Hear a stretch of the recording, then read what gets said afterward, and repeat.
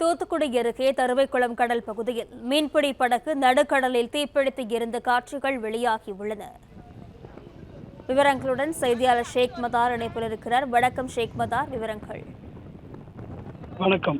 தூத்துக்குடி அருகே உள்ள தருவைக்குளம் மீனவ கிராமத்தை சேர்ந்தவர் சுந்தர். இவரது விசைப்படகு கடந்த 24ஆம் தேதி ஆழ்கடல் மீன் பிடிப்பதற்காக தருவைக்குளம் கடல் பகுதியிலிருந்து சுந்தர் உள்ளிட்ட 8 மீனவர்களுடன் சென்றுள்ளனர். இந்த நிலையில் கடந்த 25ஆம் தேதி தூத்துக்குடி கடல் பகுதியிலிருந்து 16 கடல் மைல் தொலைவில் விசைப்படகு சென்று கொண்டிருக்கும் போது படகில் காலை சமையல் செய்து கொண்டிருந்தனர். அப்போது திடீரென தீ விபத்து மளமளவென தீ பரவியது.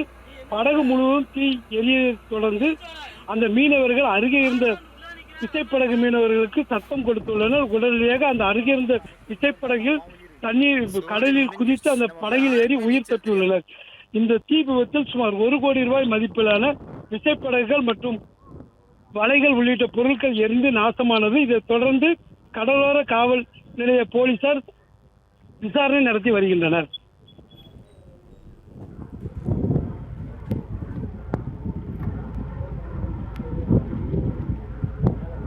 போதுமா?